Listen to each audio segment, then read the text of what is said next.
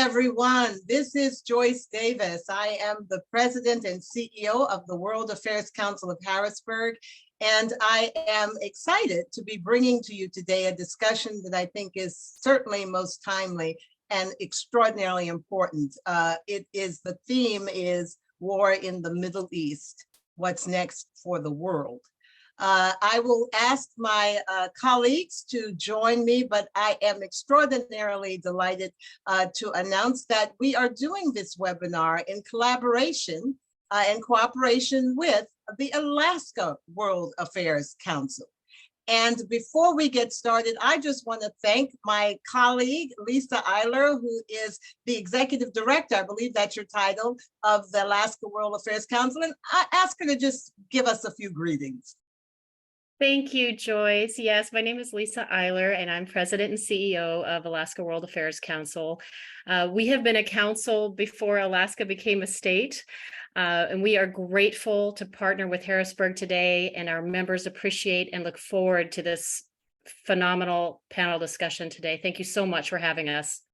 Well, it is great to have you here. It is, and I also want to extend a special welcome to those members, your board members, as well as your general members of the Alaska World Affairs Council. I do know that my colleague in Oregon also said that he was going to promote this, and I think it's going to be watched by many of our fellow councils, sister councils around the country.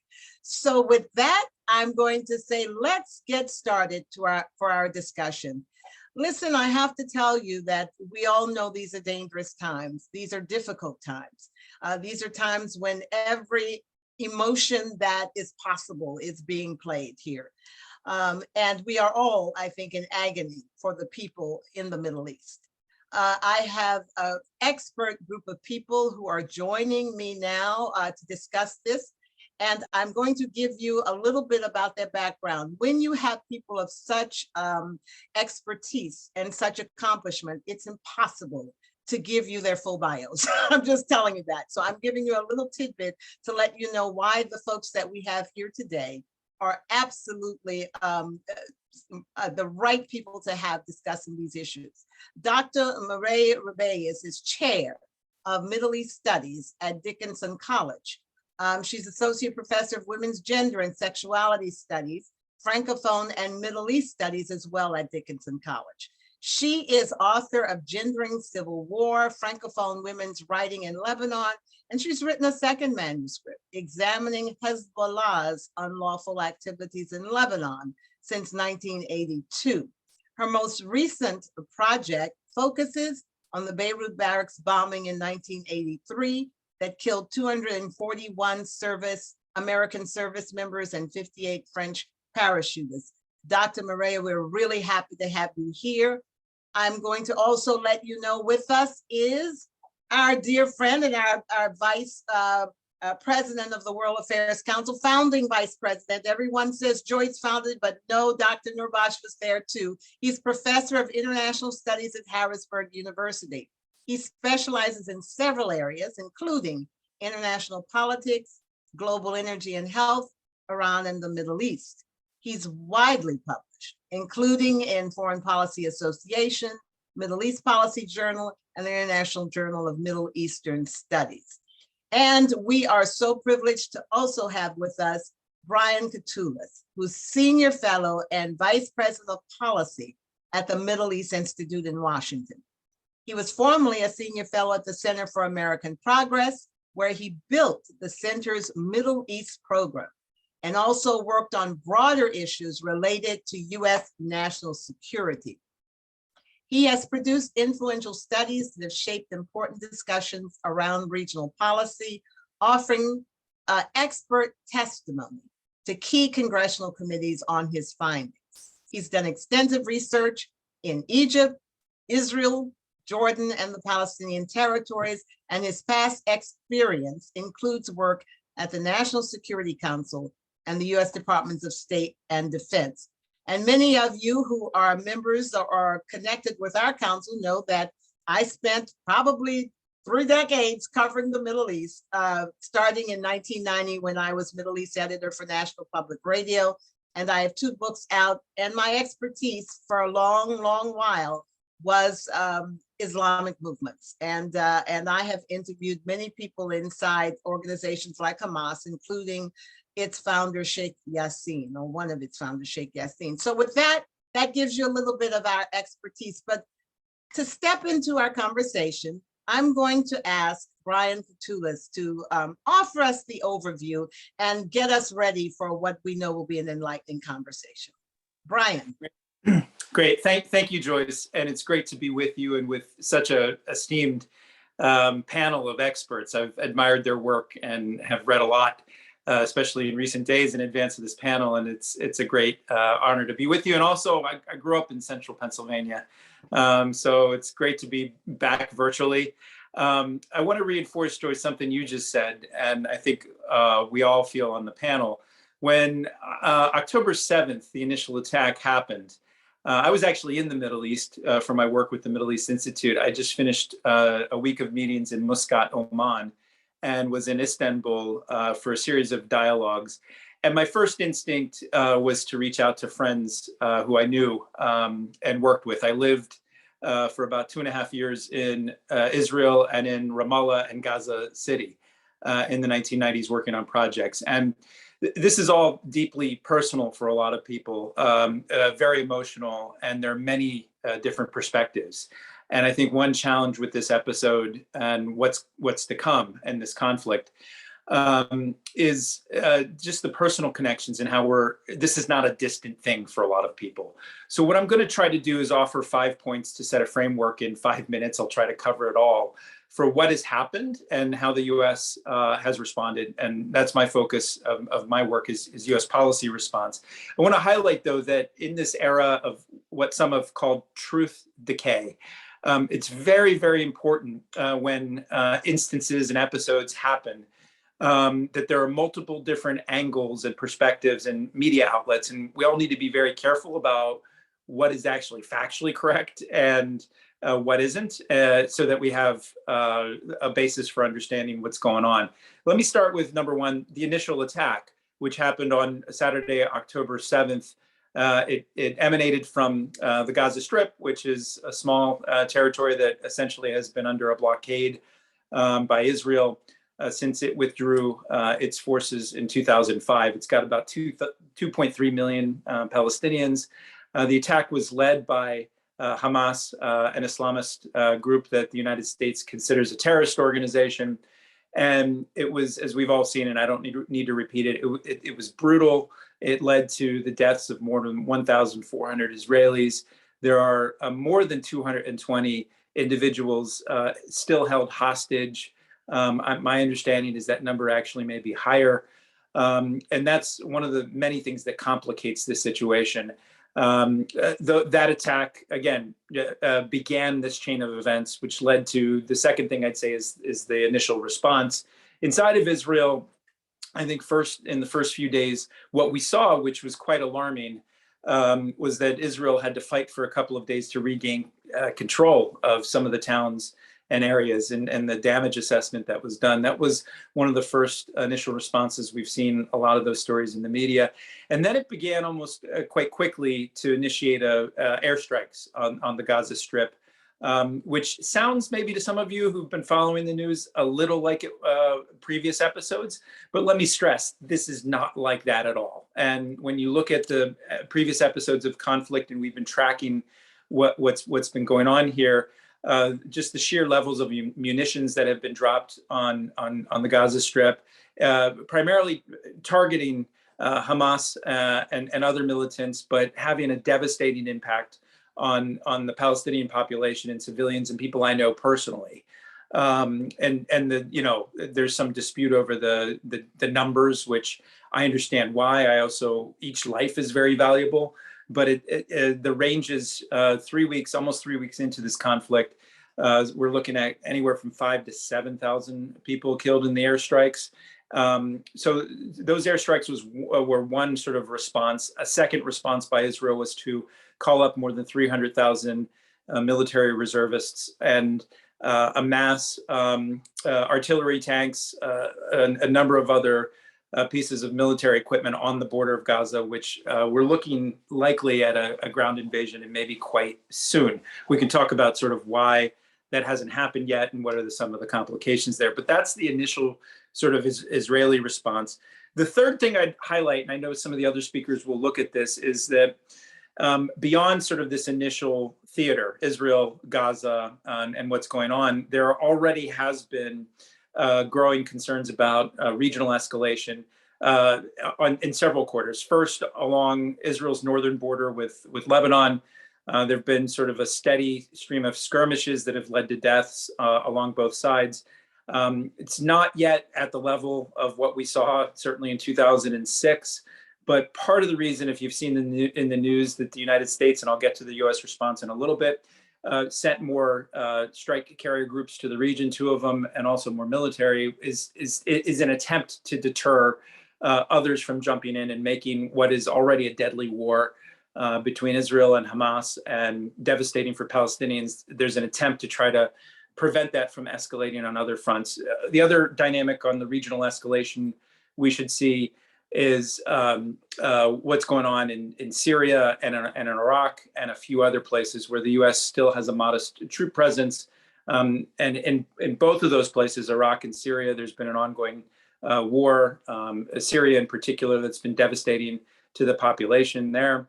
But what has happened, and is of relevance for extreme relevance for U.S. positions, is that U.S. forces have been attacked and pretty steadily by Iranian-backed groups. And at this moment, I mean, I just came out of a meeting here in Washington. There are discussions about what the United States should do, and if it should take some additional actions beyond pre-positioning more military presence in the region. There's, I think, certain other concerns and tensions that have been pre-existing between Israel and some of the Arab Gulf states. But at this moment, it's actually quite quiet on that front. And I think with some of the states like Qatar and Oman, they already have interesting and vibrant channels into Iran and around the region that I think are terribly important for U.S. diplomacy. I'd add to it the recent conversations between Saudi Arabia and the UAE that led to reestablishing relationships. Those sorts of conversations could help things keep things at a lower level. Last thing I'd say, just a fourth point, is how this initial attack and then the response by Israel has reverberated across the region. This morning I was talking to a senior Arab diplomat, and this person likened sort of the response and the protests that have broken out in Cairo, Jordan, Lebanon, and other places, similar to the sort of anger and fear and concerns that we saw erupt in previous episodes, but on another level. And in some ways, maybe even comparable, this person was saying, to what we saw in the Arab uprisings in 2011, which were directed at the regimes. But in this instance, it's anger and I think fear and concern directed at what Israel is already doing in its airstrikes and what it might do in the next phase. And there's a lot of uncertainty there. I'll close. I know I've gone on a little bit longer, but with the U.S. response. Clearly, President Biden, I think, is trying to do at least 4 things, and it's really hard to achieve all of these things. Number one, and it's much debated, but he went directly to Israel during a wartime. There was some safety concerns and the wisdom of doing that, but he's essentially reinforced the Israeli right to self-defense, as he's called it. He says that U.S. policy is to support the Israeli articulated goal of eliminating Hamas. I'm sure we'll debate this on this panel and what that actually means. And he's asked for more U.S. taxpayer-supported military support to Israel, while also sending more troops to the region, in part to help Israel in the defense and try to deter any attacks from along its northern border. A second component has been the diplomacy, which to me should be even further amplified and stepped up. I know Secretary Blinken is going to Qatar soon, and they just announced that. But last week, before Biden went to Israel, he did a 7-country, 9-stop tour, stopped at a couple of places, and essentially tried to consult with allies and build somewhat of a common response and prepare for the next phase. If you look at that trip and the statements our Arab partners made and the statements they continue to make, there's definitely a gap between what the U.S. stated position is and what some of our closest Arab partners, Egypt, Saudi Arabia, even the UAE and Jordan, what they say need to happen. Those partners prioritize a ceasefire and de-escalation.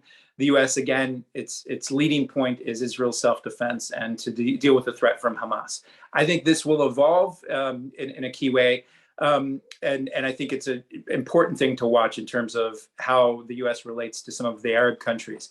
Last thing I'd say, and I think it's the most important thing, is that there's been a lot of discussion, not only about the hostages, but simple fact of the matter is there's at least 500 to 600 American citizens who are still trapped in Gaza. I have many dear friends who I worked with. I wrote about one of them in an article yesterday we could send around. He's a Palestinian who was born in Gaza, lived there, has worked for 25 years on U.S. aid programs, trying to deliver assistance to Palestinians. And the desperation that they're feeling, not only from the military strikes, but Israel also announced a cutoff of electricity, water.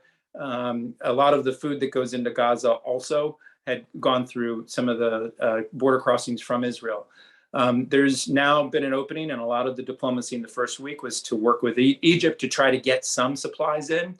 It's not nearly enough, as far as most people can tell. It's a desperate situation that is growing each day. You basically have in a small region of the world, that a small strip of land where 2.3 million people, most of them just innocent and caught in the crosshairs, were told by Israel to move south. Many of them did. One of my friends actually said we wanted to get through the Rafah border crossing pretty early in the airstrikes. Israel bombed that border crossing, making it impossible. And now no one has left. As far as aid supplies have gone in, but no one has left. So it's a quite desperate situation, and I'll end on this. I know President Biden appointed David Satterfield, a former senior U.S. diplomat who served in Egypt and many other places, to work the diplomacy to engage partners and others to figure out a pathway to create humanitarian aid. And I think there needs to be a higher priority on civilian protection and protection zones.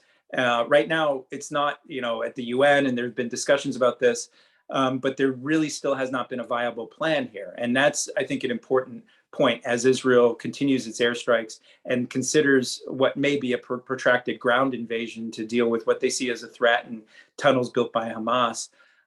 One of the key challenges is you've got millions of people who are just caught in the crosshairs and need more protection, more assistance than what's being provided. And I hope the discussions, I'll close on this, that Secretary of State Blinken and others are having with partners in the region to try to find some sort of way, not only to prevent a regional war, but also some sort of how does this all end? And that's the key question that looms over all of this. And I'll close with this here, is that we're in a situation right now, and Israel certainly is too, which I liken a bit to the post 9/11 period here, where we were attacked, we lost a lot of people, and it was an assault on our values and our own people. And we feel the strong need to strike back and deal with threats.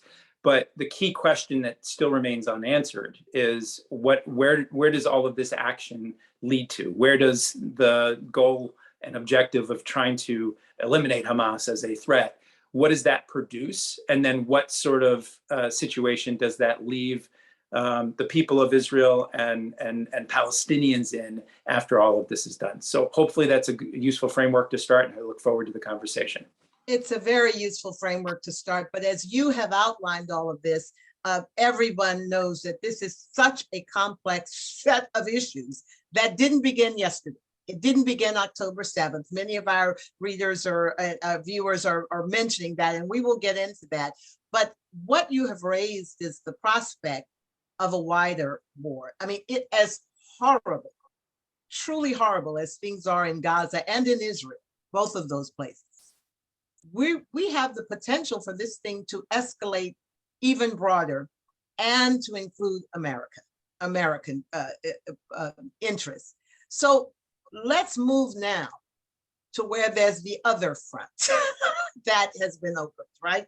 The Hezbollah front.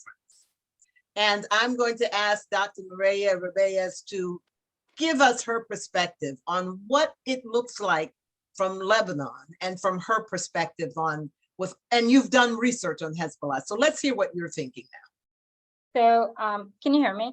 Yes, we can. Can you hear me? Okay. Well, first I want to thank you, Joyce, for organizing this event, and the World Affairs Council of Harrisburg for always being a space for discussions and promoting peace and so on. I'm also proud to be here with my fellow panelists. I want to recognize that it's definitely hard times for those of us who have family over there. I usually don't write my notes. I just want to be clear about this.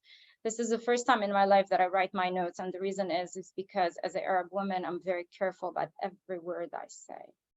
I don't have the luxury of using a term that some that might be misinterpreted and so on and so forth. So therefore, I'll be speaking slower than my fellow colleague Brian, and I might be looking at my notes in the interest of protecting myself, but also family members who are in the Middle East. So the question, I also want to start by saying that I absolutely condemn violence in the Middle East, especially against civilians, medical personnel, reporters. I lost a friend, a reporter for Reuters in Lebanon, as he was reporting live. And definitely, I do not subscribe to violence in any way, shape, or form.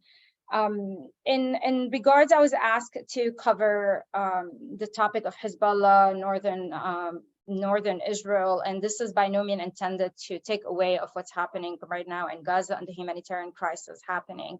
But just for a quick history of why Hezbollah was born, and I will link it to Hamas and the rise of terrorism in the region. In 1982, June 1982, Israel invaded Lebanon, and the Palestinian Liberation Organization had moved its headquarters from Jordan toward the end of the 60s to Beirut. And what that meant, it meant that Palestinian fighters were launching attacks from Lebanese soil against the Israeli state. To effectively put an end on this, Israel invaded Lebanon and put a siege on Beirut in June 1982. Ultimately, Israel pulled out of Beirut, but south of Lebanon remained occupied till year 2000. What's interesting about this is that it's that context of occupation that led to the birth of what we know today as Hezbollah. As a matter of fact, former Israeli Prime Minister Ehud Barak, in an interview in 2009, had said, and I'm quoting him, "When we being Israel, entered Lebanon, there was no Hezbollah. It is our presence that created Hezbollah," end of quote. So what I'm trying to say here is that the occupied South at the time, which is predominantly Shiite, Muslim Shiite, got organized. And in 1985, this organization that we know today as Hezbollah was born. There is a open letter that we refer to as the Hezbollah Manifesto that tells us about the plans of Hezbollah. Hezbollah is funded by Iran. It pledged allegiance to the supreme leader, Ayatollah Khomeini. It aims to establish Wilayat al-Faqih, which is the Islamic State. It's pledged to destroy the state of Israel and its allies, being Western allies such as the United States and France and so on. So if I want to move forward from these conditions by which Hezbollah was born and think of what's happening today, the border clashes between Hezbollah and Israel, it's not something new. It had escalated in the past to full armed conflict. As Brian had said, I believe you mentioned the 2006 war. If not, I apologize. I think we might have talked about it earlier. But point being, this is not new on the Lebanese borders, and we've seen it in different shades of violence. We've seen it as small clashes up to full-fledged armed conflict.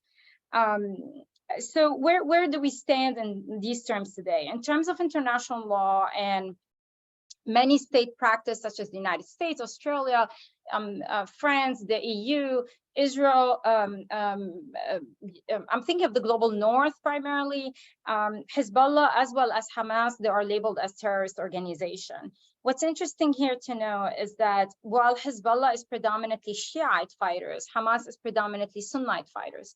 And the reason why I'm bringing this is because there's always this assumption that there is a division in the Middle East between Sunnites and Shiite, but when it comes to terrorism, there is none.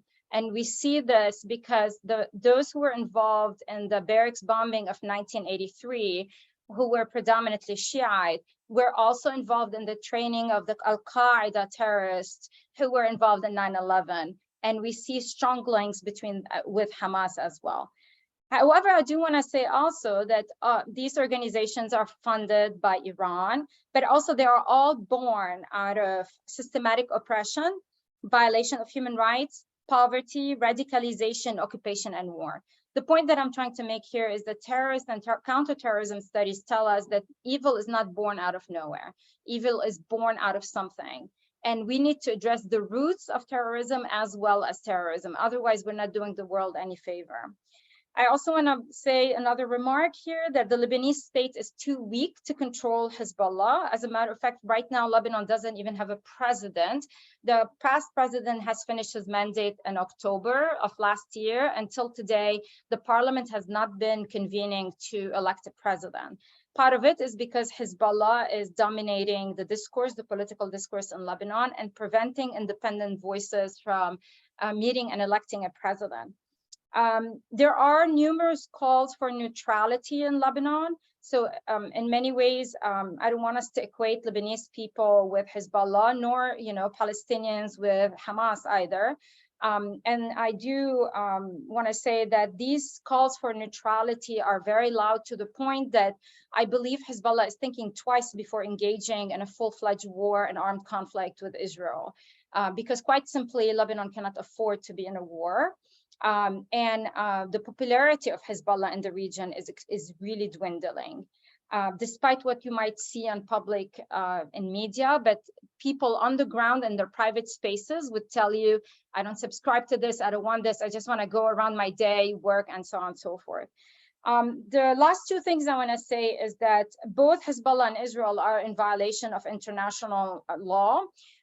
There was a resolution 1701, that was adopted by the United Nations after the armed conflict between Israel and Hezbollah in 2006, that created what we call the blue line. And that blue line is a line that is demilitarized, and it's actually maintained by the peacekeepers of the United Nations. And what's happening right now between, the back and forth between the IDF and Hezbollah, there is shelling of the blue line, and peacekeepers are being targeted, which is a violation of international law. And I'll conclude here by saying that there is violation of international humanitarian law by targeting civilians on both ends. Thank you. Thank you. That was very good. One point that I would like to simply emphasize that you said, you drew the extremists, so to speak, the terrorists that are identified. It's important for us to realize that is not Islam. That is not, they are doing things outside of the teachings of the religion. This is what I spent a good deal of my research going in, speaking to them, speaking to Islamic scholars to find out if they support it. Now, I did speak to people like Sheikh Fadlallah, who was a mentor or a guide for Hezbollah. That being said, most of your scholars will say their actions and their tactics are not in keeping with the teachings of the religion. However, we will get into why this mentality, the mentality of what you're dealing with, needs to be taken into account, because death, dying, and killing has no relevance to these people, including of innocent people.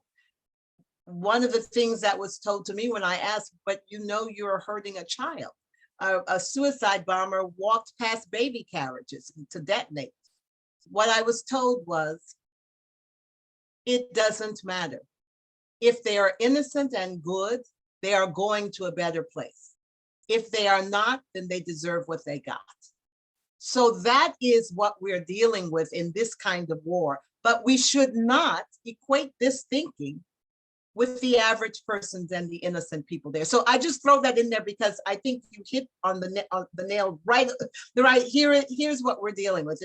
It's people who are extremists and who are extorting and not living up to the creed that they espouse. Dr. Noorbaksh, it's your turn to chime in because Iran is also involved in this. And I know you have a great deal of expertise in that. So Dr. Noorbaksh, let's hear your perspective.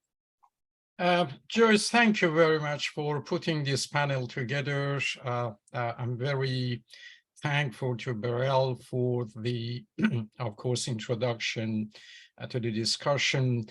Brian, a very special thank because I know how much the work of Middle East Institute is important for the Middle East and today, the world. And, you know, an organization should be unbiased, neutral, and understand the situation on the ground is a very important, you know, thing. And I'm very proud that I have a lot of friends in Middle East Institute, and perhaps, you know, Brian, I may join you on the side later on. I introduce, you know, my work to you guys over there.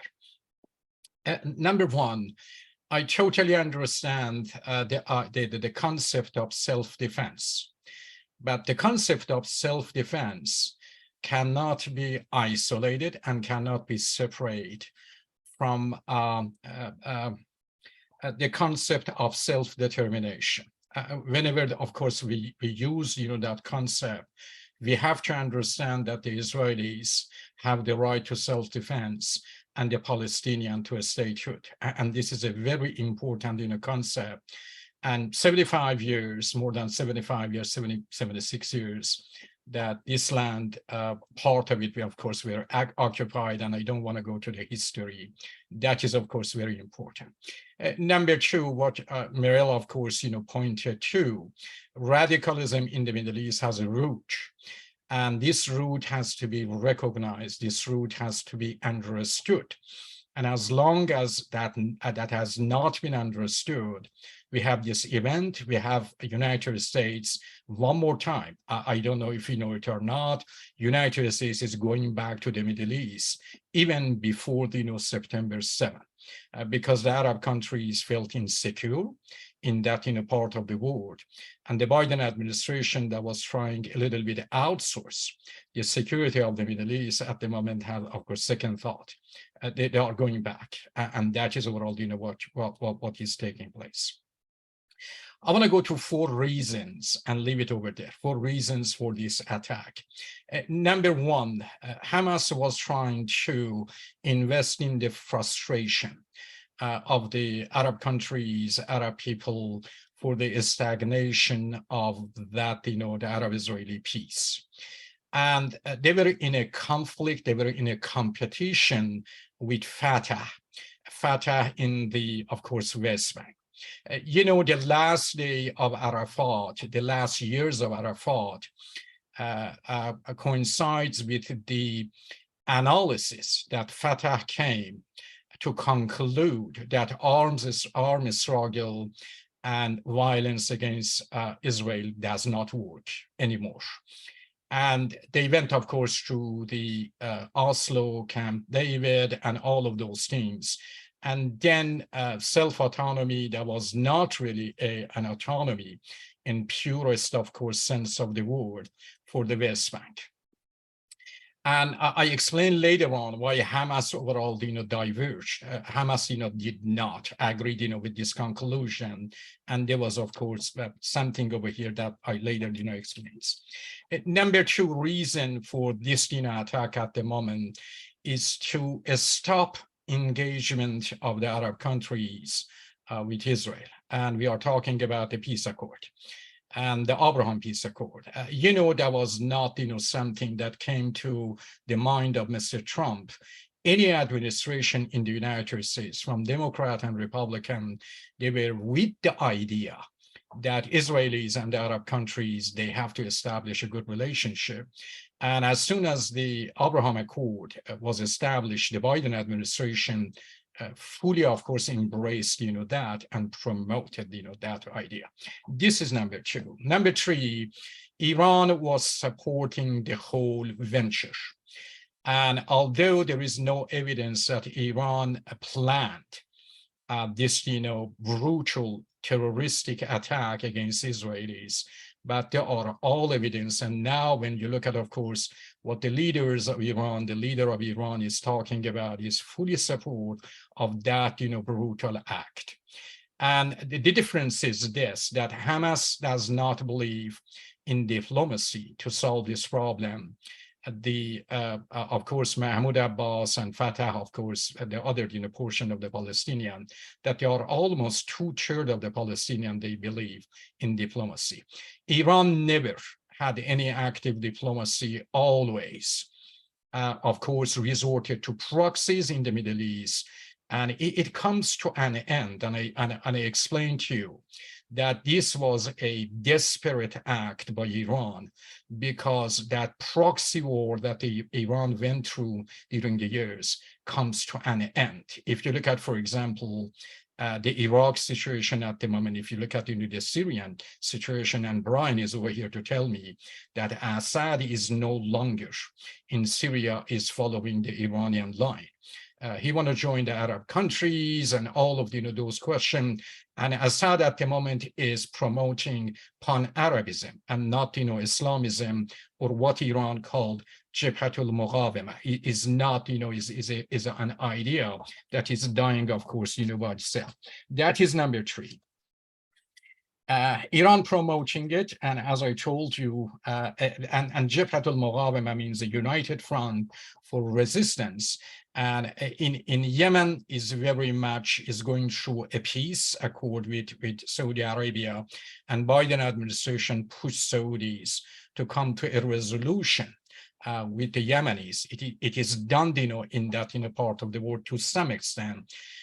In Iraq, you have Hashd al-Shabi, that is similar to what Sepah is in Iran is under the control of the prime minister. And the prime minister is not an independent organization. And in terms of their policies, they have restriction. It's not the same as Iran, that they make overall foreign policy or policies. In Syria, they are absolutely limited. And from the information that they have from inside Syria and outside, Assad is kicking them out. Assad is under true pressure at the moment. The pressure of of course, the Arab countries, that if Assad want to go back to the Arab countries, member of the Arab League, Assad has to distance himself from Iran. This is number 1. And number 2, the collaboration between Putin and Netanyahu in the last couple of years, and bombing, facilities inside, Syria, and restricted, puts a lot of pressure on Assad to think about the stability of his own government, not something else. Then Assad very much, if in the past, of course, committed to the ideology or some kind of ideology, very much Assad is not, that person that Assad, of course, was. And number 4 reason, there is a lot of evidence that Russians are involved in that. Russia had a good relationship, of course. Russia is a right-wing, as you know, Putin is a right-wing government, and Netanyahu is a right-wing, government too. And during the years, they have established a good relationship with each other. But occasionally, Putin comes to challenge the United States in the Middle East. And at the moment that Putin is not in a good shape in Ukraine, all of you know, then they want to get the attention to the Middle East and of course divert the attention. And that is of course something that we have to see. I don't want to go, of course, into detail of this. But about Hamas, that I want to give you just I use the time that Mirielle did not use, with your permission. And I go to Hamas just a little bit for 2-3 minutes, and we are done. Ariel Sharon proposed disengagement from Gaza in 2003, and his government adopted it in 2004, and Knesset approved it in 2005. Then Brian is absolutely right that the total disengagement took place in 2005, and we are talking about Israel.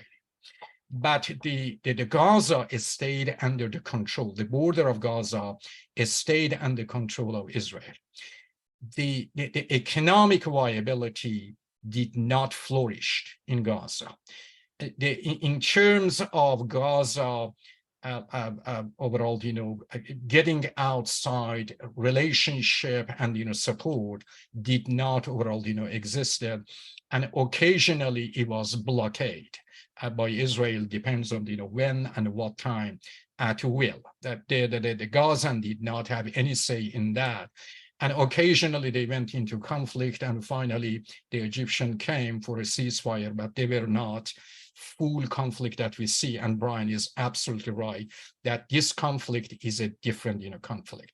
Is a different in terms of the nature, in terms of the extent, and the scope, of course, is different. The first intifada of course, in the Palestinian land, it started from 1987 through 1993. In 1991, you had the Moderate conference, and later on that ended up in Oslo in 1993, and autonomy for the West Bank. And I want you to look at, this context is very important. The second intifada started after the failure of the Camp David in 2000, and sometimes they call it Al-Aqsa intifada. And Marwan Barghouti, a Palestinian leader who was a little bit radical, of course, in that sense, has hand, of course, in both of them. Then in Sharm el-Sheikh in Egypt in 2005, the second intifada, of course, is ended. Hamas is established, as Brian said, in 1987.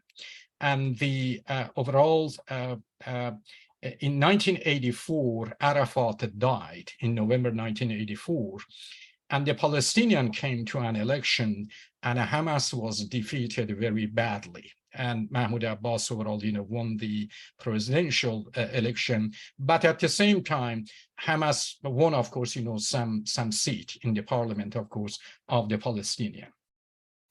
But let me tell you something over here, that during the years from 1987 that Hamas was established, Israel turned a blind eye toward, Hamas in order to disunify the Palestinian front.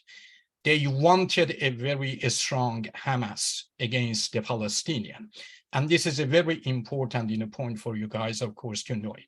And occasionally, of course, they assassinated its leader. As you know, that is a Sunni organization from the, of course, Muslim Brotherhood, Ikhwan al-Muslimin, organized at the beginning by Sheikh Ahmad Yassin, Abdul Aziz Rantisi, and Mahmoud Zohar.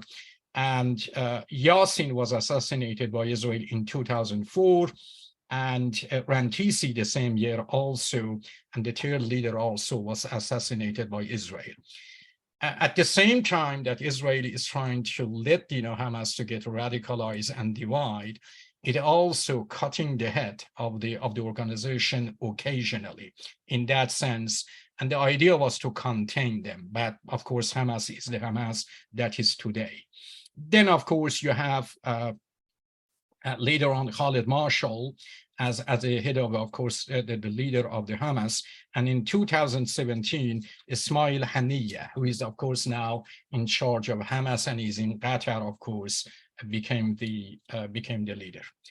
Two different approaches, and Joyce, this is my last statement. Yeah, that's all right. Mm-hmm. Yeah, two different, of course, approaches to Arab-Israeli conflict. Hamas believes in totally eradication of Israel and an armed struggle. That is overall, the motto. And the other one overall, we are talking about the Fatah in the West Bank. They believe in diplomacy and the two-state solution. Well, they came to believe in it. They didn't always believe it. As I said, at the end of Arafat, they came to the conclusion that is, of course, the way to go, and that is an organization. If you want to have numbers, last week Mahmoud Abbas came and said Hamas does not represent all Palestinians, and right away Ismail Haniyeh came and said Fatah also does not, of course, represent all Palestinian. And you see, of course, the differences. But in reality, Fatah in West Bank has more than 2/3 of the Palestinian. and Hamas in of course in Gaza, closely about less than 1/3. And why they were successful? Because between 1948 through 1967, Egypt was in control of Gaza, and the ideas of Muslim Brotherhood very much, of course, was then, of course, in Gaza, and those guys, of course, took to of course take root. Right. I am done over here. Later on, if there are any discussions, we'll come back. I want to so go that to we the can- I want to go so to the Stephanie- ramification. Yeah, but I think you've given us a good overview of the all the different groups and that kind of thing, and the timeline, which is great. We didn't talk about Islamic Jihad, which is another one, because inside the PLO with Fatah, there were many other different groups that also espoused destruction of Israel, right? But let's delve into this. A lot of people have been asking us to get into the roots of the problem, right? I think most people in the United States, or many people in the United States, support the right of Israel to have a state. But there is concern. There's much concern over what about the Palestinians? I was just there in August, and people were telling me things were desperate in August. They were roadblocks. People could not get around. They are isolated. They are having to, if you were there, you will see the settlements on one hand and behind that big fence are where the Palestinians live, which is completely different conditions. The question I guess I want to throw at each one of you is, and you raised it, Brian, about how does this end? Can this end without everyone coming to the conclusion that we have to deal with how the Palestinians are going to survive as well as how Israel is going to survive? Am I wrong in that? Brian, you want to tackle that one? Yeah, let me just respond briefly, because there is a long history here, and the context is hard to do even in 90 minutes. You need like a university seminar, and boy, we've got the panel to actually do that. I could sit here and listen to all of you and your expertise. I just learned a lot and took a lot of notes while we're in this. To the question of where this all goes, right? Because we could walk through the litany of the last 100 years, 1,000 years, the last 10 years. I think it's a really important question. And I want to take you back to the pre-October 7th period, where there was a lot of discussion about an Israel-Saudi normalization accord. Dr. Mehdi talked about the Abraham Accords. It's my view, and I think what this instance reminds us is that for all of those efforts diplomatically to not really fundamentally deal with the challenge of the Israeli-Palestinian conflict, you just can't ignore it. You can't sweep it under the rug. And if you think about the series throughout history, in recent history, of agreements between Israel and some of its neighbors, the 1979 peace treaty between Egypt and Israel that President Jimmy Carter brokered.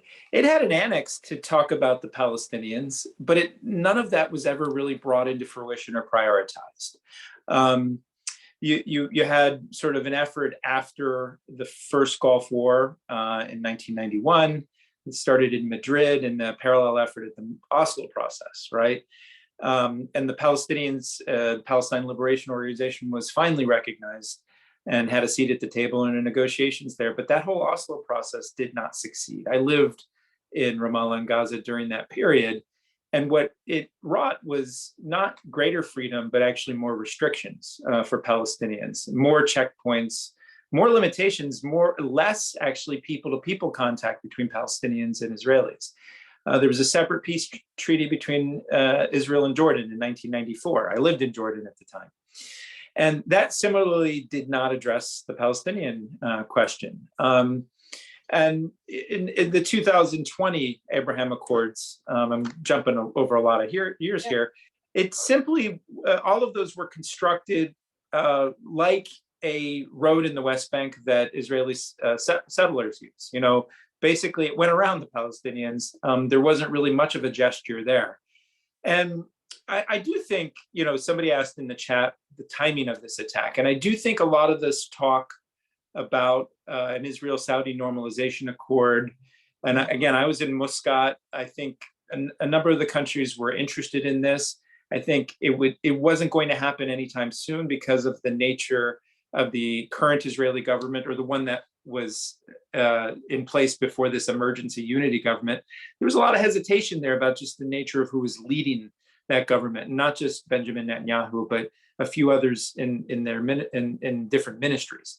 But back to the central point is, I actually think there are certain forces who did not want to see more peace or normalization breaking out without including the Palestinians. The sad fact of the matter is that I think this attack and the way that Hamas and other groups operated here with just such high levels of atrocity that shocked a lot of people, and I think mostly marginalized them. It did a disservice to the millions of Palestinians who simply want a fair share and self-determination. And I do think there's another question of whether even a two-state solution is even viable. I used to live out there. I go back there regularly, my last trip, and it seems hard, almost impossible, given the nature of the land and the settlements that have been expanded and built. But I actually think this is the place where imaginative diplomacy and thinking about different types of autonomy, because some have proposed a one-state solution. I just don't think that was viable before this. And I think it's impossible after this. If you think about that second intifada, and I'll close here, that happened, one of the key things that it did is it essentially destroyed any figment of an Israeli-Palestinian negotiation process. Oslo was dead. There were attempts to try to revive it under President George W. Bush and President Obama, but it didn't work for a number of reasons.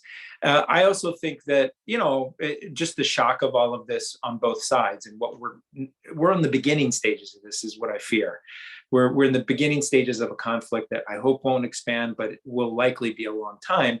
And it's not likely to produce some sort of unity. You're going to, hopefully what happens is some form of a two-state solution, which likely will be very qualified in some sense. But there are big open questions here of how this war actually moves forward, and what effect it has, and what trauma it actually has on the Palestinian society writ large, not just the Hamas militants, not just even the people living in Gaza who don't want any part of this, but also those in the West Bank who operate in their own political dynamics and have to respond and see things like family members dying in air attacks. It's going to change things, and in ways that I think we can't predict. Absolutely. And I will say this, I don't see anything other possible than a two-state solution. I don't see why Israel would want to continue to have to control the Palestinians, as opposed to having a government that could manage and create. But at any rate, that Dr. Rebeiz, I wanted to have you chime in here, because I remember sitting in a refugee camp, southern Lebanon, Ain al-Hulwa, and talking to a guy who was supposed to be the paramount trainer of suicide bombers. And I asked him, why are you doing this? And he said, he showed me a picture and he held up a key. He says, until I can take this key and put it back in the door of my home in what was once Haifa, that is now Haifa, I will not stop fighting. And I promised my grandfather I would not stop fighting. So again, even as we're talking about the Palestinians inside the West Bank and Gaza, we have Palestinians in the diaspora. We have them in Lebanon, we have them in Jordan, we have them in the United States. And this issue of repatriation, of how do you make amends to those who've lost their homes, is very much a part of this whole equation. That's where Lebanon comes in, and that's part of the destabilizing force in Lebanon. Talk about that. So, but before I jump into this, I do want to talk 2 seconds about, we're talking about the issue of statehood here. I want to recognize that we cannot speak of sustainable peace in the region without speaking of Palestinian rights. What are we going to do with them, right? We can't speak of sustainable peace without recognizing that there's a group of people that we must recognize their rights. I want to say something about the whole statehood issue. International law is not clear about how we define states. There's no clear definition of how a state becomes to exist as a state. Is a state recognized as a state because someone else's declares it, or is it because it declares itself? Does it depend on how many people declare that state? So the reason why I'm saying this is because in 1988, Yasser Arafat actually declared Palestine as a state. Now, we don't have the borders, we don't know, we don't have an accurate map. So there has been a declaration of statehood by the Palestinian authorities. And it's interesting because this recognition has been approved by over 100 countries, including Sweden, who recognized the statehood of Palestinian authorities or Palestine in 2000. As a matter of fact, even the Palestinian authorities have been admitted as a member to some United Nations agencies. So to speak whether a two-state solution is possible, I think we need to recognize that there are already countries in the global north and the global south that recognize the statehood of Palestine. Now, ironically, the same countries that are pushing for the possibility of two-state solution are the same countries that are reported in media as being biased, right? For instance, the siege in Ukraine was condemned immediately as being inhumane evaluation of international law. 17 years of siege in Gaza, silence, or infrequent mentioning. So I do want to say that two-state solution, it's not new. Now, are we going to be able to do it? As a matter of fact, I do not believe we will, because as a matter of fact, a couple of days ago, there was, I believe it was CNN, but don't quote me on it. They were interviewing a person highly ranked in the IDF. And the question was precisely, when the Gazans in the north leave, are they going to be able to come back home? And the answer to that, we can't guarantee it. I interpret it as more land for Israel. The moment you enter that realm is the moment where, again, what do you do with the Palestinians, right? Can you establish peace in consistent violation of international law? Can we establish peace when we have illegal settlers, right? How can we go around it? I don't have the solution to any of this, clearly, but I am pointing out that the two-state solution is not new, and I don't have hope for it anymore. Yeah. To your question about the Palestinians in Lebanon, I do want to point out a huge difference. Palestinians in the United States can be citizens. Palestinians in Lebanon cannot be citizens. They are refugees. And we are talking about 4 or 5 generations of refugees at this point. This means that these are people that have travel documents that cannot travel like other countries, like we have passports, right? There's extreme restrictions on mobility. There are extreme restrictions on what jobs they can do, what jobs they can perform, so on and so forth. So it's unfair to equate Palestinians in the United States and the global north in general to the Palestinians who are right now in Lebanon, and I would say even in Jordan and in Syria. These are people that are still refugees with unequal rights to the citizens of the regions. We're talking about 4 or 5 generations of refugees with extreme deprivation of rights. I've worked, lived in there. I will not say where for protection purposes, but like Brian, I know the region very well. And honestly, I'm ashamed of the privileges I have for what I've seen over there. So again, evil, people are not born evil. Evil is, people become evil, and I stand by this. When one has no opportunities, no education, when one is continuously treated as an animal. If I want to imagine a person, and I'm allowing myself to say this because I'm Arab, if I am an Arab dog and I'm kicked consistently, first time I might whine in my corner, second time I might whine in my corner, third time I might whine in my corner, fourth time I might bite. What then? I'm not by any means justifying terrorism, but I am a strong advocate to the idea that we need to address the roots of terrorism before we address, it's like putting a Band-Aid on a boo-boo right now. And I'm a firm believer sustainable peace means addressing the roots of terrorism and also addressing Palestinian rights. Well, we must, there seems to be no way our world can stabilize. And I'm not even talking about just the Middle East. This is impacting the entire world. A State Department issued a warning to Americans everywhere outside of the United States to be careful. So I'm thinking of getting on a boat and traveling. Maybe I shouldn't think that way right now, right? Joyce, So- can they issue the same travel advisory for Maine, for instance? I'm just gonna leave it there. Yeah, interesting. Exactly.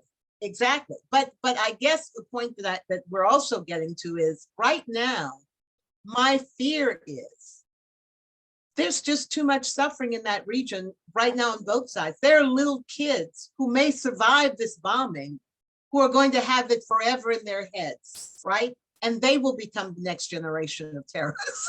I mean, I just don't understand why we don't see that. But Dr. Noorbaksh, let's bring you in. The question that's on the table is, where does this end? And is there any way that it can end without solving the issue of Palestinians? What do they do? As two of my colleagues, said, it is very, very complex for these reasons that I'm talking about. Number one, during the years, especially from 1973, the Yom Kippur War, that the Israeli politics were and went under the control of the right-wing parties. They have a different, interpretation of the history, a different interpretation of the land. And they always were against, of course, a peace accord with the Palestinians. And Hamas, from the time that Hamas, of course, was established, Hamas was not also, of course, for peace agreement with the Israelis. They do not recognize, of course, Israel as a nation. This is number one. Number two, in order to strike peace, you have to change the outlook of the Israeli right wing. Israeli right wing does not recognize Palestinians as human beings. Last week, the defense minister of Israel said people who are living in Gaza, they are animals. And they go back to the election that, of course, for once, the people in Gaza elected, that government. And since that time, Hamas did not allow any, of course, new election.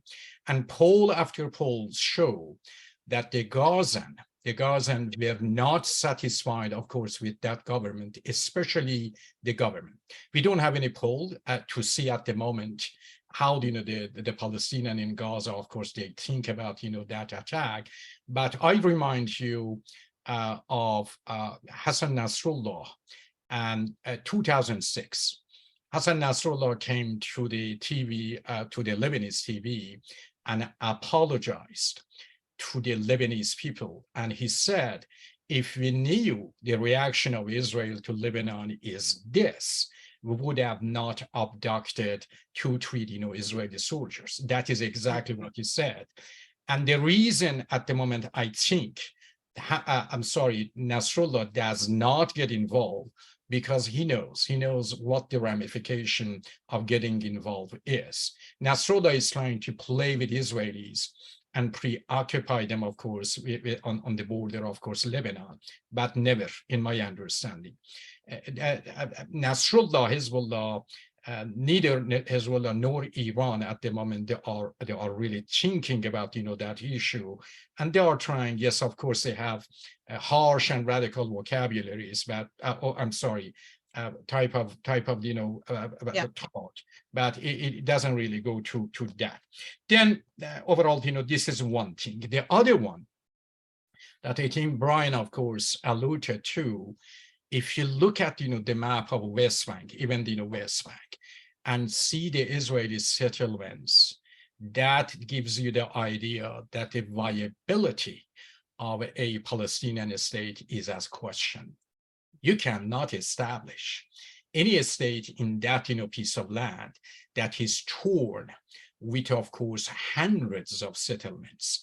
That was the reason why I asked Michel to show the maps of course, Israel and Palestine during the years and see overall, where they are. It's not viable. And many, many times I read about the Israeli right wings. They want to kick the Palestinian out. And even 1,300,000 Palestinians in the state of Israel that there are Palestinians, they are not really first-class citizens. They are second-class citizens. Just see how they get, for example, a permission from the city governments to remodel their houses. How in East Jerusalem they are kicked out of some of the properties, of course, that they have. Then changing the perspective of the Israeli right wing and thinking about the settlement, what Ariel Sharon did, and you remember, that history, 2005, when the Israelis had settlement in Gaza, and there was something to take them, out of Gaza. They were not, of course, that much, but then these two things overall, has to be changed. In 1973, I gave you, of course, that history. The Israeli politics were under the control of the right-wing government. Security and adding, of course, to the military. There are two hypotheses at the moment, two theories, let's put it this way. One is that the moderate Israelis come to power and they think about, peace from this point. This is one, of course, theory at the moment. And there's a lot of positive things, on the side of it. The other theory is that the Israeli think about his security more and more. And even the moderate Israelis that come to power, they really do not want to negotiate with the Palestinians. And that was exactly what, Brian said, that is the negative impact what Hamas, of course, did. That under each attack, the Israelis rebuild and they come back and they think overall, about, security. And we have to see. But overall, Joyce, dismantling those settlements is not an easy job. No, absolutely not. And the job of the right wing in Israel is to give promises to the Israelis that these promises to overall one day think about them, that they were, false, promises or dismantling is not, that easy for the Israelis. And yet this might be the time to do it, because we need to talk about the impact on Israel, because it's hard to imagine that the settlers, the people who have moved into these areas now feel safe. I mean, imagine, I've heard speaking, there's no return to the feeling of a safe haven any longer after this. But Joyce, they are armed by the Israeli government. And when they go through the conflict, with the Palestinian, occasionally they use their arms. They use their arms. But I don't know. Brian, but let's move into that. Let's move. I was going to go somewhere else, but I think let's move into this. The impact. I mean, we wonder how this will end. Have you done any research or talk about the impact all of this on the Israeli psyche, and especially on even the diaspora amongst Jews? People, even here, people are terrified. Jews feel under siege. We talk to all the time. They feel like, where can they go now? Right? So this has had a huge impact outside of just the region. Yeah, when you see such inhumane atrocities and what's been done, and it's just awful. That's the point that groups like this have, which is to just shock and horrify people. And I had 3 conversations earlier today with colleagues who are here, and then you see what's happening at universities, and you see sort of Jewish Americans feeling in fear. You see also Muslim and Arab Americans feeling the same way. I don't know if you saw President Biden's speech Thursday night, but I'm glad he gave voice to that. Yeah. Because it's at times like these when, as one of my colleagues was saying to me, and he's Jewish American, but he just says, look, it's just still a shock. And we know these people, they're family members or one step removed. And that's what makes, I think, peace all the more difficult to achieve, but all the more important to do so. Your central question is, what impact has this had, I think, on Israeli society itself? I think there's been some early public opinion polling, but it's similar to what we saw in this country, where there's been a rally around the country approach. Before this episode, Israel was sharply divided over these moves by the prime minister to change the nature of its political system. And you don't see that as much. I have an Israeli colleague who lives in Jerusalem. He works with us at the Middle East Institute named Nimrod Guren. And, he's one of those who was deeply skeptical and opposed to the views that and the moves that Netanyahu was making. There's a couple of dynamics. One is that the country's on a war footing. It feels like it's, the levels of people that they lost in this one day is more than all the Israelis killed in the second Intifada. And you mentioned earlier, Joyce, I wanted to mention this. You said it might affect Americans. It already has. Yeah. 30 Americans are dead. Yes. There's at least 10 who are held hostage that we know of. There's 600 more. So this is already being impacted. Now, one thing that and this is all speculative, but clearly there's a big debate, and maybe you've seen sort of this inside of Israel, Israeli ministers in the previous government, before this unity government, being verbally attacked by their own people for not keeping their country safe, right? And I want to stress this, is that the policies, the blockade of Gaza, which was designed to keep Israel safe, to prevent this very type of attack, didn't work. And it also did another thing. It actually led to the de-development of Gaza and the marginalization of Palestinian people. And it also, again, when there's a full accounting of this and the policy failures of the previous Israeli government that was in charge, they also were in favor of and supported the efforts by Qatar and others to fund and bring funds into Gaza, and in a sense, Hamas, in a sense, benefited from that. So I think it's quite likely there'll be a reckoning inside of Israeli society at some point. Right now, it's trying to respond to the trauma and the atrocities, and there's more of a bit of a unity. But I think we saw this in 1973 in the war. Golda Meir herself responded and rallied the country, but then she paid a political cost because I would find it hard to believe that Netanyahu won't pay a political cost for this. Oh yeah, I find it hard to believe, but maybe he'll absolutely. Yeah, he's very unpopular. Yeah. Very unpopular. The last thing is the question then is what comes next in the political system. And I'm sorry, experts should have answers to these questions, but sometimes experts should say, we're in such a period of uncertainty, we just don't know. I asked a few people. Don't know. Yeah. Let me do this. Let me get to some of the questions, because we've had so much talk amongst ourselves. Let me get to some of the questions that are here. One of the questions here, Mirielle asked, why doesn't Lebanon grant Palestinian citizenship? Yeah, excuse me. I was just typing my answer. So actually, it's not a policy that Lebanon implemented by itself. It was an agreement with the Palestinian authorities at the time, because the idea was that the Palestinian and Lebanon are just temporary. And that's why they still have the refugee status. And there's still the idea of, going back home and a compensation. So the rejection of the Lebanese citizenship was done for two main reasons. One, because it was seen as a form of assimilation and basically getting rid of the problem that will insert the Palestinians in Lebanon and be done.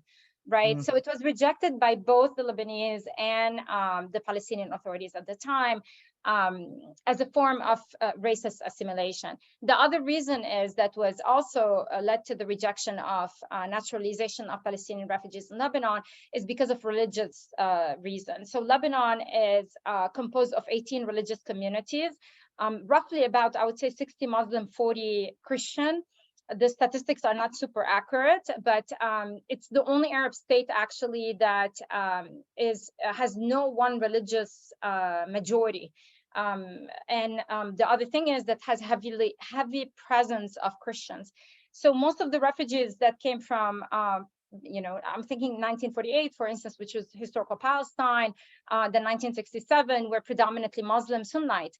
And so there was fear among the conservative Christian, the far right, that the naturalization of the Palestinians is going to lead to real big imbalance between the Muslim and the Christian community.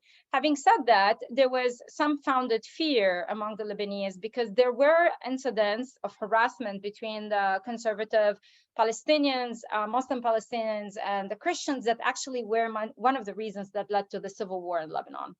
But yeah, that is the answer, the quick answer to the question of no, citizenship. I get, and this same dynamic is at play inside of Israel, where there are Palestinians who are citizens, right? That Right. there is the concern that if you collaborate, if you get too comfortable, you're accepting the status quo, right? Right. And so let me throw another question out here. Do you think President Biden, I don't know who wants to take this, do you think President Biden acted responsibly and fairly when it comes to Muslim lives lost in Palestine following the unacceptable attack on Jewish settlers by Hamas? Again, we have Muslim citizens, we have Jewish citizens, we have Palestinian heritage Americans. So did he leave out Muslims for a reason? I mean, what is that about? You want to take a stab at that, anybody? Joyce, I before we answer this question, I really insist on this correction. There are Okay. Palestinian Christians. So let's be careful about this. It's not, us versus them. It's not Muslim versus Jews. There are Palestinian Christians, just like there are Israelis, non-Jews. Absolutely. So I urge us all to recognize that not every Palestinian is Muslim, and therefore there were a lot of loss of life in the Orthodox community in Gaza. So I urge us all to refrain Good point. from. And not every Arab is even Muslim. Exactly. So, Thank you. but did you want to comment on that, Dr. Noorbaksh? I want, Brian to answer this question with another question that after, Brian is done, I want to ask Brian. That is a good, question. You're on the spot, Brian. Yeah, that helps us tremendously. Brian, what do you think about Biden's approach? Look, I've written a bit about this, and I think the first thing I'd say on the Biden approach to the Middle East is that in his first essentially year and a half, he didn't pay that much attention to the Middle East. They actually intentionally deprioritized on many fronts and disengaged. And this is a trend in US policy from President Obama, and I think President Trump had his own style, which was hard to categorize and was quite erratic. But there was a general sense that for a decade or plus, that the US should actually pivot or rebalance to other parts of the world. And there are exceptions, and it's a more complicated story. He had started to re-engage, Biden did in his visit to Israel and Saudi Arabia in the summer of 2022. And now I think the real challenge here is that they're in a crisis moment. And because they had prioritized other issues, China was a top priority and still is. The Russia war against Ukraine made itself a top priority. And now they're sort of scrambling in a crisis management mode, reacting to events in the region.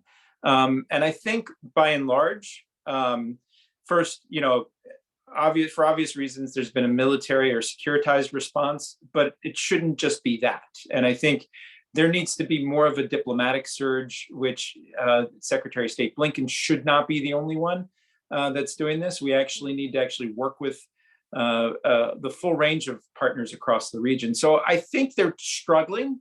I think they're trying.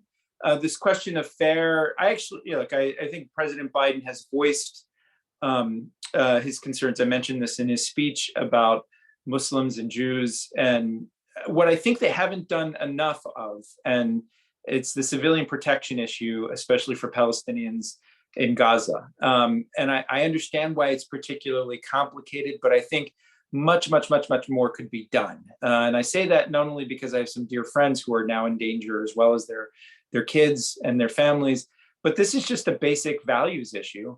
And there's a really sort of, I hope it doesn't happen, but there's an awkward moment if you've got 600 American citizens stuck in Gaza, and if this war creeps southward, and it's already gone. I mean, with airstrikes, there have been airstrikes in the south as well. imagine a scenario in a news story where Israeli airstrikes kill a group of American citizens, right? Because clearly we've seen on all sides a dehumanization effect, which is appalling to me. People not being able to see the humanity of Israelis, and then on the other side, some not being able to see the humanity of Palestinians as well. But the one thing that I think would be deeply, it would be a huge issue is if you've got American citizens who then die in this conflict. And again, not only from the Israeli side, but those who are now trapped in Gaza. So I think he's doing the best that he can, Dr. Mehdi. I think there's always room for improvement, but I actually think the team is much, much more engaged on this challenge, but they're doing it from a reactive tactical crisis management posture and not from a strategic posture of driving events, they're responding to them. Yeah, well, one of the things, this is my question from Brian. I'll be shorter in response. No. One of the Remember, I got about 10 other questions here, so, and we got. I'm sorry, you go ahead. No, but I think the points that we're making here about Biden doing the best he can, but I'll tell you, when you start war and you start violence, you can't predict who it's going to hurt or when it's or where it's going to. I mean, many of us are worried about an attack right here in the US because we're seen to be complicit in some of this. But there is, I'm just going to read some of the comments here. I want to give voice also to someone who says they were not Jewish settlers. They were Jewish citizens in their own country. I want to give voice to someone who says dehumanizing is happening against the Palestinians as well. Unfortunately, we see too much of this. I think this panel humanizes everyone. There's compassion for Jews around the world and in Israel. There's compassion for the Palestinians in Gaza and in the West Bank, and where our hearts ache for humanity. I think I speak on behalf of everyone here. We wish this weren't happening, and we're struggling to try to figure out a way to offer some counsel how it might end. This is not helping anyone. It's not helping little beautiful Jewish children have a future, nor is it doing for Palestinians. I think about the next generation. Will they face this? Will they be able to live the kind of beautiful life that we think we're living here in the US? I don't know. The other thing is there's a question, let's see, the media controls the narratives, Hajir says. Less so these days, Hajir. People are posting their own things everywhere. The social media makes it not possible really to control the narrative, except you never know who's telling the truth or who's doctoring anything. Okay, there's a question here I want to throw out, and maybe we'll have to leave it with this. How does this war impact domestic politics? And I think they're talking about in the US. Oh, no, it said no. Specifically, how does it impact domestic politics in the West Bank and also opposition with Israel to Benjamin Netanyahu? We touched on that a little bit. Anyone wants to say anything more about that? Go ahead. In the United States, I think, I don't know if Brian and Mirielle, agree with me. One of the reasons Biden is a little bit conservative in that area is the pressure of the political right. And Biden is trying not to give them, any ammunition, in my, understanding. And at the end, Brian can answer my question, this question. There are another Jewish peace-loving organization in Washington, J Street. Yep. And Brian, could you please tell, the audience that help, this organization, because these guys, in the last 10 years, they are really having a good time in the United States. And for us in the United States, to help these organizations and your organization is fundamental in that process, in my understanding. So I'd love to hear more from Mirielle, because I've been mansplaining a lot here. But on my response to J Street, and let me just highlight, because the Middle East Institute is a .edu, we're an educational institute, and it's quite different from what J Street does. And I say this with full respect. They're an advocacy organization that pushes for specific policies. We as an institute don't do that. And in fact, we have scholars who disagree with each other on different approaches to Syria or Iran. And not only do I think that's okay, I think it's essential, right? So we're more of a research institute. We also offer language classes, arts and culture. Our mission is to serve, to help broaden the understanding in America and build dialogue with the Middle East. J Street, it represents something I think is still relatively new, which is a greater diversity of voices in the Jewish American community. I think there's still other groups that are out there and they advocate in their own voices. And what I'm seeing right now is by and large, it's more pluralistic. It's very respectful. It offers different views, all of these different groups. It's separate and distinct from what I think we all agree is sort of the hate language that we see coming out from different sides that dehumanize not just Israelis or Palestinians, but also then groups on the other side of that debate. Yeah. And you know, J Street, AIPAC, all of these groups, by and large, we can all have different views on that. They avoid that. They try to push their view. What I'm trying to say is what the Middle East Institute does, and I hope you look at our work on the website, is we try to just expose a number of different perspectives without any single institutional line, with the mission of, okay, this is a rich, deep, complicated region of the world. Come look at our stuff and the different perspectives and understand it. We don't try to drive for policy. And I'll close here. As an analyst, I'll state my views as I just did in response to how's Biden doing, right? But I think too much in this country is about not only red versus blue, but which side are you on? And in a moment like this, I actually think we need more national unity and more diversity of views to inform that national unity.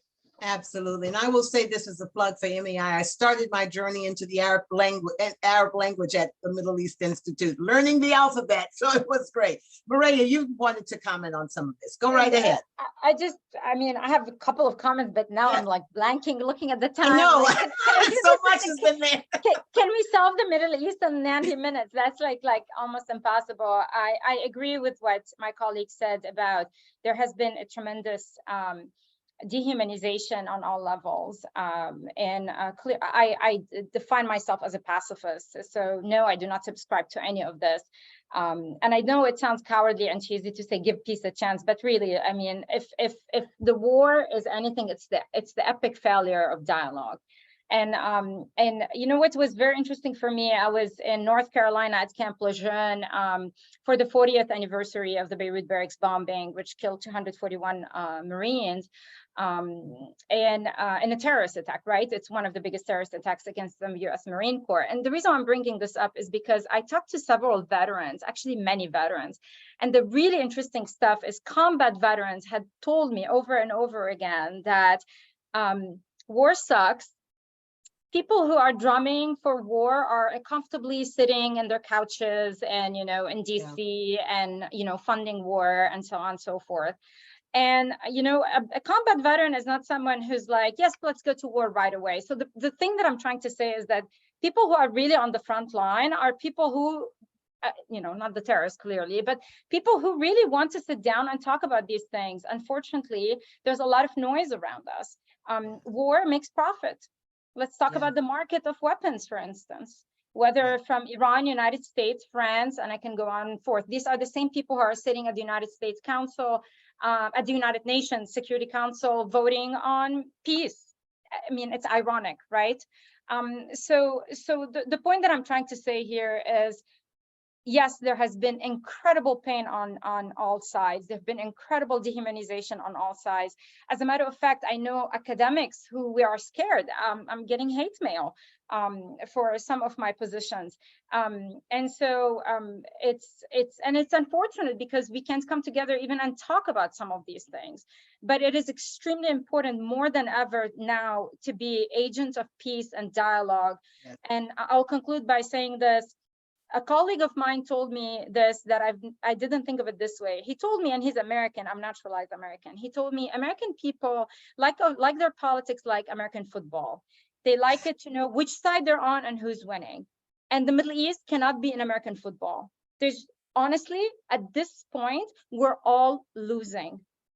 And I urge us all to go above our impulse to use dehumanizing language, us versus them, and so on and so forth, to really think of ways how we can get out of this. And the way to get out of this is to starting establishing rights for the Palestinian people, safety for everyone, sustainability and peace in the region. Dr. Rebeiz, you really put it very well. We're all losing.